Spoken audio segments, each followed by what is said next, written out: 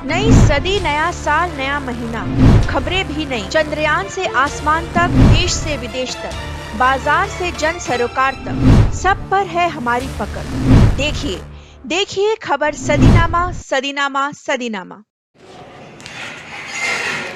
मित्रों, मैं हूँ जयपुर में और जयपुर में होने का मतलब है कि जयपुर की कलाओं पर बातचीत, जयपुर के कलाकारों से मिलने की बातचीत। तो ऐसे में हम डॉक्टर भवानी शंकर शर्मा जी से मिल रहे हैं और एक नई जो आपने दीवारों पर पेंटिंग्स पुरानी देखी होंगी जिसको हाथ से बनाते हैं, तो उस नई फॉर्म पर उनका काम भी है और वो हम उनसे बात करते हैं कि सर अपने बारे में थोड़ा सा बताते हुए पेंटिंग की अपडेट करते हैं। देखिए, भवानी शंकर शर्मा, बनस्थली में था मैं, dean faculty of fine arts, और बड़ौदा से एमएस यूनिवर्सिटी से मैंने एजुकेशन की फैकल्टी ऑफ फाइन आर्ट्स से। वहाँ से ग्रेजुएशन पेंटिंग में किया, पोस्ट ग्रेजुएशन प्रिंट मेकिंग में किया, और उसके बाद बनस्थली में एक फ्रेस्को का कैंप होता है समर वेकेशन, जो कि हमारे फादर ऑर्गेनाइज कर रहे हैं 1953 से। तो उस कैंप में मैंने भी विधिवत, पहले भी मैं उस काम करता रहा, फ्रेस्को सीखता रहा, लेकिन विधिवत मैंने वो ट्रेनिंग भी की। और उसके बाद मैंने डिफरेंट माध्यमों में काफ़ी किया, स्कल्पचर्स भी किया,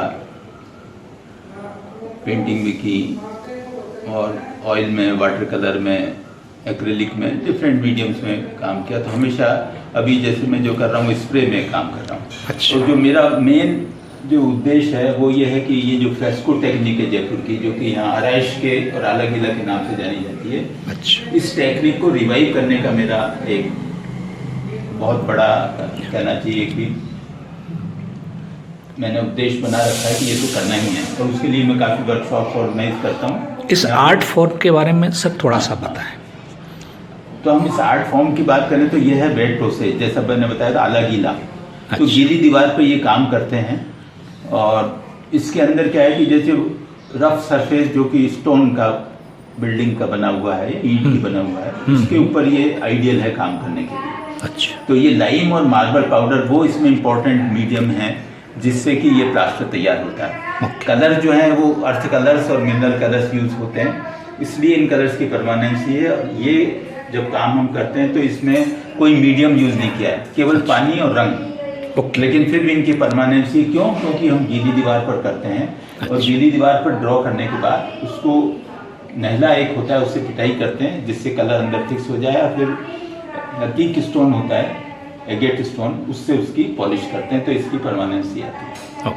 तो इसकी परमानेंसी का मेन कारण ये है कि गीली दीवार पर काम होता है, और सबसे बड़ी बात यह कि लाइम और मार्बल पाउडर होने से ये ठंडा भी होता है। समर्स के अंदर जो पुरानी हवेलियाँ हैं उसमें पंखे की या एसी की कोई ज़रूरत नहीं है, आप देखेंगे वो ठंडे, और ज़मीन का फर्श भी है, दीवारें भी हैं, छत भी है, सभी इसी टेक्निक में तैयार होती थी, पहले से भी होते थे। और जो व्यक्तिगत घर हैं वो अपनी अपनी कैपेसिटी के हिसाब से उसमें ये टेक्निक के काम करते थे। तो डेकोरेशन तो है ही, लेकिन डेकोरेशन के अलावा प्लेन सरफेस का भी ये काम होता था। प्लेन सरफेस पूरा जो प्लास्टर है दीवार का इसी से होता था, और बाउंड्री वगैरह इस तरह के बॉर्डर्स बना के उसको थोड़ा डेकोरेट कर देते, और जैसे जिसकी कैपेसिटी है उसके हिसाब से पेंटिंग वगैरह का भी काम होता था। तो ये काम जो है एक स्ट्रोक में करना पड़ता है, गीली दीवार से क्योंकि काम होता है तो सूखने से पहले आपको खत्म होना। ये जो दीवार है ये मेरे लिए एक बहुत बड़ा चैलेंज था। ये 6 बाई 9 फीट की दीवार है, ठीक, और इसको मैंने सोच लिया कि मैं इसको एक स्ट्रोक में ख़त्म करूँगा। ओके। तो सबसे पहले मुझे बेस प्लास्टर करना पड़ा। तो बेस प्लास्टर जो होता है वो मार्बल पाउडर और लाइम 1:3 प्रोपोर्शन, 1 लाइम और 3 मार्बल पाउडर का। ओके। तो इन तीनों का मिक्स करके प्लास्टर बनाते हैं और उससे बेस बनाते हैं। बेस बना के कुछ टाइम इसको छोड़ना पड़ता है जिससे कि ये सीजन हो जाए और हमें ये मालूम पड़ जाए कि दीवार ने इसको एक्सेप्ट किया। कुछ टाइम छोड़ने के बाद फिर हम इसको फिर से गीला करते हैं। गीला करने के बाद फिर बेस प्लास्टर बनाते हैं वही मार्बल पाउडर लाइम से, और उसके बाद फाइनल जो होता है वो प्योर लाइम होता है। अच्छा। और जब प्योर लाइम होने के बाद फिर उस पर इवन कर लेते हैं। इसमें एक गुरमाला करके एक इंस्ट्रूमेंट होता है, मैं इंस्ट्रूमेंट भी अभी दिखा दूंगा आपको।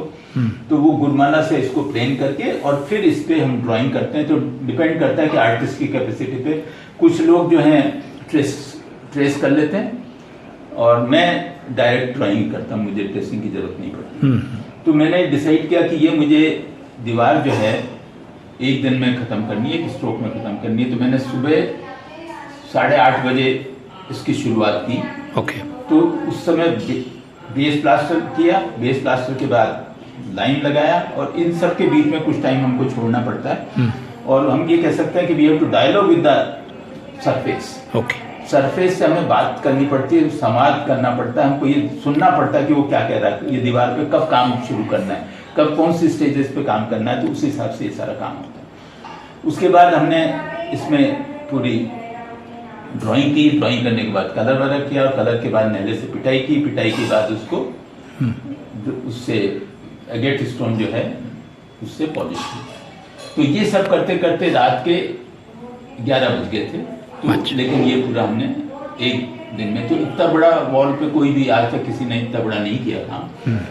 लेकिन पहले जो करते थे वो छोटे छोटे एरियाज लेते थे। अच्छा। और उसको फिनिश करते थे, क्योंकि वो पहले बहुत डिटेल में भी काम करते थे। हमारा काम काफ़ी बोल्ड है, इसमें हमको एक व्यक्ति की मदद भी लेनी पड़ती है जो कि हमको पॉलिशिंग और उसमें थोड़ा मदद करे, क्योंकि एक जने से इतना बड़ा बॉल करना मुश्किल है। तो इस तरह से ये जो चैलेंज था मैंने एक्सेप्ट किया, इसको फिनिश किया। और इसकी सबसे खास बात है कि जब तक ये दीवार है तब तक ये भी परमानेंट है। अच्छा। दीवार अगर सही रहेगी तो ये भी सही रहेगी। और सबसे इंटरेस्टिंग पार्ट ये है कि जो मार्बल पाउडर का मैंने कहा, तो लाइम जो है वो मार्बल से बनता है, और लाइम और मार्बल पाउडर फिर मिलके ये ऑलमोस्ट मार्बल बन जाता है कि आप हाथ लगा के फील करके देखिए, एकदम पॉलिश्ड उसी तरह का सरफेस है जैसे कि मार्बल पे पॉलिश हो गई। अच्छा। तो ये इस टेक्निक की खास बात है। और ये इसको रिवाइव करने के लिए हमारे फादर ने ये एक प्रोजेक्ट लिया और 1953 में पहला आर्टिस्ट कैंप किया, जिसके अंदर की बड़ौदा के प्रिंसिपल और उनके फाइनल ईयर के स्टूडेंट्स, एक यहाँ के अपने हैदराबाद के प्रोफेसर थे, शेषगिरा हुआ है, और कुछ लोग महाराष्ट्र आए, पटना वगैरह। तो उन सब ने मिलकर वो फ्रेस्को वर्कशॉप अटेंड की और 2 महीने का समर में वो ट्रेनिंग प्रोग्राम बनसली में किया। तो आप इमेजिन कर सकते हैं मई जून के महीने में कितनी तेज गर्मी होती है एकदम। तो जब ऑर्गेनाइज करने का सोचा तो फादर ने ये बात करी, तो वहाँ के जो प्रिंसिपल थे उन्होंने कहा कि आप मजाक कर रहे हो कि समर में कौन आएगा। तो फादर ने कहा सर्कुलर भेजिए, देखिए कोई तो आएगा। तो उस समय 50 रुपया उसकी फीस रखी थी, जिसमें कि सब कुछ एडजस्टमेंट होना था, मटेरियल वगैरह सब करना था। तो सब जब वहाँ के प्रोफेसर आए, जो कि बड़ौदा में मेरे भी प्रोफेसर है, बाद में बड़ौदा में मैंने एजुकेशन किया, तो NS बेंद्रे, तो वो आए, तब उनको बहुत आश्चर्य हुआ कि देखिए कि इस टेक्निक के प्रति कितना लोगों का अट्रैक्शन है। तो इस तरह से इस काम की शुरुआत हुई और ये अभी भी चल रहा है। अभी भी जैसे कलकत्ता से एक प्रोफेसर रविंद्र भारती के आए थे मेरे पास सीखने, वो 15 दिन यहाँ रुके। ऐसे एक लंदन से एक लेडी आई थी, वो 1 महीना रुकी। और ऐसे कोई 1 दिन 2 दिन 5 दिन लोग आते हैं इंट्रोडक्शन के लिए, कुछ यही चाहते हैं कि हम इस चीज़ को समझ सकें, और कुछ लोग होते हैं जो सीखने की व्यवस्था करते हैं। और अच्छा, इसको फ्रेस्को कहते हैं। हाँ, फ्रेस्को यानी फ्रेश वॉल पे जो काम किया जाता है, फ्रेस्को। इसको फ्रेस्को। राजस्थान में इसको कहते हैं आलागीला या आलागीला, अच्छा, या आराइश, ये यहाँ के नाम प्रचलित है। मोरा कसीरी कहते हैं इसको। तो ये राजस्थान में खूब प्रचलित हुआ। और जो इटालियन फ्रेस्को है उसमें और इसमें थोड़ा डिफरेंस है। इटालियन फ्रेस्को से ये टेक्निक एक स्टेप आगे है। अच्छा। इटालियन फ्रेस्को में जैसे आप मान लीजिए माइकलएंजेलो का आप देखें, लियोनार्डो विंसी का काम देखें, सिस्टाइन चैपल में माइकलएंजेलो ने जो किया है, तो उसके अंदर जो सरफेस है वो थोड़ा रफ होता है। उसमें लाइम, प्योर लाइम बाद में यूज नहीं करते, वो केवल मार्बल पाउडर और लाइम या सैंड और लाइम मिक्स करके सरफेस बनाते हैं और गीली दीवार पर काम करते हैं। लेकिन ये जो है इसमें हम लाइम और ऐड करते हैं, तो उसकी एडवांटेज है कि ये सैंड या डस्ट के प्रति जो रिसेप्टिविटी है वो खत्म हो जाती है, इसको हम आसानी से साफ कर सकते हैं। और उसमें क्योंकि रफ सरफेस होता है, ग्रेन होते हैं, मैट तो धूल बढ़ती है, तो वो उसको प्रति सेंसिटिव होता है, तो मिट्टी वगैरह उसमें लग जाती है, वो ग्रेन्स, तो इसकी परमानेंसी ज़्यादा होती है। तो ये है हमारा उद्देश्य, यही कि इसको फिर से रिवाइव किया जाए। National gallery of modern art है दिल्ली में, उसने भी एक वर्कशॉप किया था, 3 IGNC ने वर्कशॉप किए और अभी भी करने वाले हैं जल्दी हम एक वर्कशॉप। और वो रेगुलर उनका आग्रह रहता है कि आप इस वर्कशॉप करिए, तो उसमें सभी लोग आते हैं सीखने, और साथ में हम कंजर्वेशन वालों को, म्यूजियम वाले जो हैं उनको भी इन्वॉल्व करते हैं, जिससे उनको सही ढंग से कंजर्वेशन आ सके, टेक्निक की पूरी अच्छी जानकारी हो। नहीं तो उससे बहुत कैओस हो जाता है और अच्छा जो काम करना चाहिए कंजर्वेशन का वो नहीं होता। तो इस तरह से इस उद्देश्य को लेकर ये, तो मैंने कहा कि भाई हमारे घर में भी एक बड़ा एक किया है जो कि एक एक्सपेरिमेंटल हो, जिसका साइज इतना बड़ा जो कि किसी ने नहीं किया हो। इसी तरह का एक यहाँ का फर्स्ट जो 5 स्टार होटल है, होटल क्लास आमेर, उसमें 18 बाई 54 फीट का फादर ने, मैंने, सिस्टर ने मिलके वो फ्रेस्को बनाया था। अच्छा। और वो एक दिन में नहीं, वो तो पीसेज में बनाया था और वो काफ़ी हाइट पर था, तो उतना संभव नहीं था, लेकिन वो भी एक बहुत यूनिक एक्सपेरिमेंट था, क्योंकि इतने बड़े साइज का भी रेयरली कहीं। और कुछ आप पूछना चाहें? हाँ नहीं सर, आपने तो सारी चीज़ें बता ही दी। वो आप कोई टूल्स आपको बता दें। हाँ,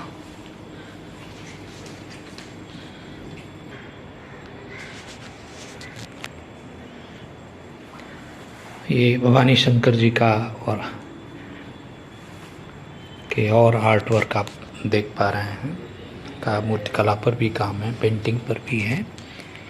और अच्छी बात यह है कि ये पूरा परिवार जो है, पिताजी, इनकी बहन, ये सारे कलाकार फैमिलीज़ हैं और इन्होंने बड़े बड़े काम किए हैं। अभी अभी वो कुछ इंस्ट्रूमेंट्स दिखाएंगे हमें जिनसे ये आर्ट वर्क होता है। आर्ट के जो लोग प्रयोग कर रहे हैं, नवाचार कर रहे हैं, उनके लिए ये वीडियो बहुत ही महत्वपूर्ण है। मित्रों, अभी हमने भवानी शंकर शर्मा जी से फ्रेस्को आर्ट पर बात की थी और अब वो बता रहे हैं कि इसके लिए जो सामान है वो क्या क्या है। जी सर। देखिए, सबसे पहले तो ये करनी बोलते हैं इसको। हाँ हाँ। तो इससे हम प्लास्टर लगाते हैं दीवार पर। ये छोटे काम करने के लिए, ऐसा छोटे टाइल्स वगैरह के लिए ऐसी छोटी करनी होती, बड़े काम के लिए थोड़ी बड़ी करनी। और ये जो है कहलाता है बटकड़ा। अच्छा। तो इस बटकड़े से हम प्लेन कर देते हैं इसको, सरफेस को बराबर मसाला लगाने के बाद। ठीक। उसके बाद इससे ये बटकड़ा झावा कहलाता है, ये सैंडस्टोन का बना हुआ होता है। इससे हम दबा के मसाले को पूरा इवन करते हैं। अच्छा। और उसको सरफेस को और फाइन करने के लिए इसका यूज है। इसको क्या बोलते हैं? इसको बोलते हैं गुरुमाला। अच्छा, ठीक ठीक। इसके बाद फिर कलर्स का मैं ज़रा जानकारी दे दूं कि इसमें 3-4 कलर्स हैं जो कि इम्पोर्टेंट होते हैं। एक तो हिरमिच, एक गेरू, ये हिरमिच है। ये पीला कलर है, पीली मिट्टी, जिसको भी अर्थ कलर्स की तरह से यूज़ करते हैं। ये मार्बल पाउडर है, झींकी, ये झींकी है, मार्बल पाउडर, और इसको लोकल झींकी बोलते हैं, वैसे मार्बल पाउडर। ऐसे लाइम है, तो लाइम तो आप सब लोग ये तो गेरू है। हाँ, नहीं ये गेरू नहीं है, ये अच्छा। है एक मिनरल है। ओके। और इसको ग्राइंड करके हंसराज इंग्लू कहते हैं इसको। अच्छा अच्छा। ये मेडिकल उसमें भी काम में आता है, आयुर्वेद में। अच्छा। और ये टेराबर्ड ग्रीन स्टोन है, जिससे कि हम हरा बाटा भी कहते हैं। अच्छा अच्छा। हरा रंग बना। यानी इसमें ज़्यादातर मेटालिक कलर यूज़ होते हैं। हाँ, इसमें या तो मिनरल कलर्स हों या अर्थ कलर्स हों, क्योंकि ये कलर्स ऐसे होते हैं जिनके अंदर पराने से, ये जैसे एक रेड स्टोन है, ओके, तो इससे रेड कलर तैयार हो जाता है।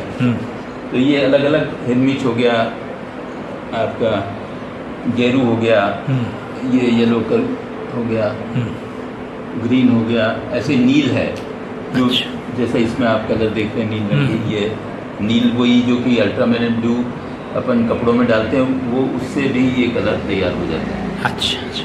और ब्लैक जो है वो काजल से तैयार करते हैं। अच्छा। तो इस तरह से ये जो है इंपॉर्टेंट कलर्स हैं, लेकिन इसके अलावा भी और बहुत से स्टोन मिल सकते हैं जिन स्टोन से हम कलर तैयार कर सकते हैं, लेकिन मेन कलर जो यूज़ होते हैं वो ये सब है। अच्छा, मतलब बेसिकली मेटालिक या स्टोन कलर। हाँ, स्टोन कलर। अच्छा। स्टोन और मिनरल, आपकी मिट्टी भी आ गई, और इस तरह की कोई भी चीज़ है, जैसे ये है, ये स्टोन नहीं है, इसमें पारा वारा भी होता है, कई तरह के मटेरियल इसके अंदर होते हैं, बहुत हार्ड होता है, अच्छा। वजन भी इसका काफ़ी होता है, ये बहुत कॉस्टली मिलता है कलर। अभी जैसे ये टेराबर्ट का जो ये भी मिलना थोड़ा मुश्किल है। और फाइनल जो पॉलिश होती है वो इससे होती है कलर लगाने के बाद। अच्छा अच्छा। उस नैले से हम फिक्स करते हैं, कलर लगाया ड्राइंग किया तो उससे नैले से फिक्स करते हैं इसको पीट के। और ये जो है फाइनल पॉलिश करनी, जब सारा काम खत्म हो जाए तब इससे फाइनल। इसको क्या बोलते हैं? इसको बोलते हैं अकीक। अकीक। एगेट स्टोन है। तो ये इसका पॉलिश बहुत अच्छी से हो जाती है और इसका सरफेस ऐसा है कि पॉलिश करने से ये ख़राब नहीं होता। और यहाँ पर देखिए ईंट का सरफेस है जिस पे कि हम काम करते हैं, वो ये बेस ग्राउंड हो गया। ठीक है। इसी तरह से ये स्टोन, इसका ये बेस ग्राउंड हो गया जिसमें कि लाइम और मार्बल पाउडर है 1/3। आप देख रहे हैं कि बेस लाइन भी इसी तरह तैयार है। ये और है बेस लाइन में हम ये ईंट है, ये इसका बेस। हाँ, ये इसमें 1 प्रोपोर्शन होता है लाइम का और 3 प्रोपोर्शन होते हैं इसके मार्बल पाउडर। मार्बल पाउडर के, ठीक है। और फाइनल जो होता है उसमें प्योर लाइम होता है जो कि जैसे इसमें किया हुआ है। अच्छा। और इसमें ये कलर्स की टोन्स वगैरह का भी हम एक्सरसाइज करवाते हैं। ठीक। बहुत वैरायटी ऑफ टोन्स बन सकते हैं, लेकिन बेसिक कलर्स यही हैं जिनसे कि और कई जो प्रेशियस सेमी प्रेशियस स्टोन्स होते हैं जैसे नीलम से भी तैयार हो जाता है कलर। ऐसे कई स्टोन्स हैं जिनसे कि कलर तैयार किए जा सकते हैं। अच्छा। तो मेजर कलर्स यही हैं जिनका कि काफ़ी यूज होता है। और जैसे अभी मैं जिक्र कर रहा था कि मार्बल से ही लाइम बनता है और लाइम और मार्बल पाउडर होके फिर वापस लाइम वो सरफेस जैसा ही हो जाता है। ये घी है मार्बल पाउडर। अच्छा। तो इसको लाइम में मिक्स करके और लाइम जो है काफ़ी पुराना होता है। जैसे मेरे पास बाहर 20 साल पुराना भी लाइम है, तो लाइम पुराना होता है तो वो अच्छा होता है यूज़ करने में, वो क्रैक वगैरह नहीं होता है, ठंडा हो जाता है। तो ये हमेशा लाइम बिल्कुल ताज़ा लाइम यूज़ नहीं कर सकते, नहीं तो वो क्रैक हो जाता है। और उसको अच्छे से तैयार करना पड़ता है। ये प्रोसेस ऐसे ही कलर्स का बहुत अच्छी तरह से ग्राइंडिंग। बहुत बहुत धन्यवाद सर। हमारे आर्ट के जो पाठक हैं, जो दर्शक हैं, उन्हें ये फ्रेस्को टेक्निक जो बताई वो समझ में आया। आप अगर जयपुर में हैं और या जयपुर आकर इस आर्ट को सीखना चाहते हैं, वर्कशॉप करना चाहते हैं, तो आप भवानी शंकर जी से मिल सकते हैं।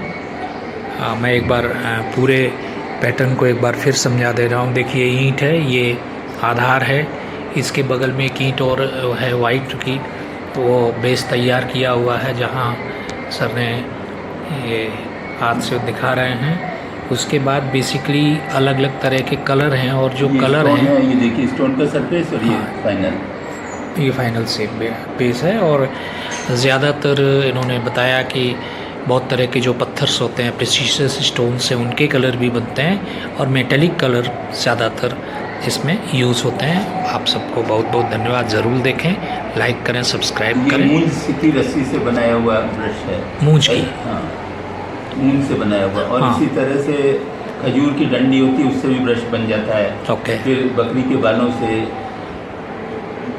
गाय की पूंछ के बालों से, घोड़े के बाल से, वो हार्ड होता है थोड़ा। फिर गिलहरी के उससे ब्रश वगैरह बनाते हैं जी। तो ब्रशेज तो आप सब लोग को जानकारी होगी, इसलिए ब्रशेज तो यहाँ पे एग्जिबिट नहीं कर रहे हैं। ठीक, बहुत बहुत धन्यवाद सर। आप फाइनली जो आर्ट लवर्स हैं उनको क्या कहना चाहेंगे सर? मुझे यही कहना है कि जो भी पुरानी ट्रेडिशनल टेक्निक्स है उन सबको सीखना चाहिए। मतलब आर्टिस्ट के लिए सबसे ज़रूरी है कि उसकी ये भूख कभी खत्म, सीखने की, जानकारी करने की, क्रिएट करने की भूख कभी ख़त्म नहीं होनी चाहिए। वो हमेशा के प्रति ऊर्जावान रहे और कुछ न कुछ सीखता रहे, कुछ न कुछ, क्योंकि सीखने की कोई उम्र नहीं होती, ज़िंदगी निकल जाती है सीखने की। आप देख सकते हैं कि यहाँ पे चारों ओर काफ़ी मैं टेक्निक में काम किया हुआ है। मैंने वाटर कलर में काम किया, मैंने ऑयल में किया, मैंने एक्रेलिक में किया, मैंने प्रिंट मेकिंग की डिफरेंट टेक्निक्स, एचिंग टेगलियो टेक्निक है, सरफेस प्रिंटिंग है, लिथोग्राफी है, सिल्क स्क्रीन प्रिंटिंग है, इन सब टेक्निक में काम किया। फिर वॉल पेंटिंग्स की काफ़ी टेक्निक में काम किया, मिरर्स में काम किया। जैसे आप ये देख रहे हैं फ्रेस्को की टेक्निक, ऐसे ही मैंने मेटल से, आयरन से भी काफ़ी मिरर्स बनाए हैं, वुड से मिरर्स बनाए हैं, रिवर और सैंड कास्टिंग से मिरर बनाए, तो डिफरेंट टेक्निक, ग्लास से बनाए। तो अलग अलग मीडियम बहुत चैलेंजिंग होते हैं और उन मीडियम की अपनी अपनी एडवांटेज है।